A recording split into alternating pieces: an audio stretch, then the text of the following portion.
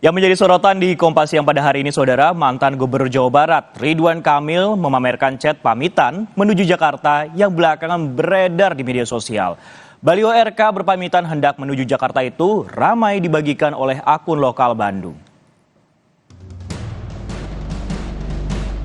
Baliho mantan Gubernur Jawa Barat Ridwan Kamil berpamitan menuju Jakarta ramai di media sosial. Ia membagikan itu melalui media sosial Instagramnya sekaligus untuk merespons omongan Bendahara Umum Partai Nasdem Ahmad Sahroni yang siap melawan RK dalam pertarungan Pilkada DKI. Sebelumnya, Ketua Tim Pemenangan Prabowo Gibran Jawa Barat itu juga pernah menyampaikan bahwa dia mendapat surat penugasan dari Partai Golkar untuk maju di Pilkada DKI Jakarta atau Pilkada Jawa Barat. Ridwan Kamil memang telah menjadi kader Golkar usai purna tugas sebagai Gubernur Jawa Barat. Kini setelah Prabowo Gibran unggul dihitung suara KPU Pilpres 2024, RK juga mengaku mendapat tawaran sebagai menteri. Menanggapi hal ini, Bendahara Umum Partai Nasdem Ahmad Sahroni mengatakan ada kemungkinan RK mau maju di Pilkada Jakarta tahun ini.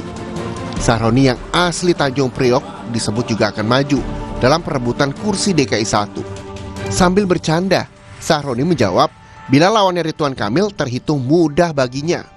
Ridwan Kamil kan bilang mau OTW Jakarta. Nah, saya udah di Jakarta. Nah, ini bukan dan Merdeka Selatan kali, Bang.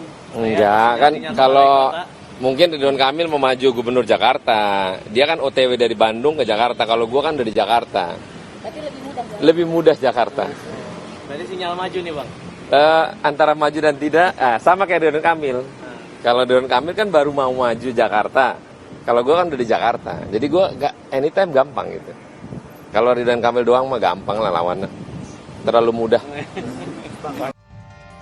Selain dua sosok itu, ada pula nama-nama yang disebut berpeluang maju di Pilkada DKI seperti Mardhani Alisera dari PKS, Menteri Sosial Tri Risma hari ini dari PD Perjuangan, dan beberapa nama lain.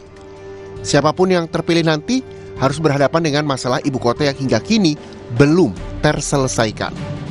Mulai dari kemacetan hingga banjir. Juga tantangan bila Jakarta tak lagi menjadi ibu kota dan berubah status menjadi daerah khusus Jakarta usai pusat pemerintahan dipindahkan ke Ibu Kota Nusantara atau IKN di Kalimantan Timur.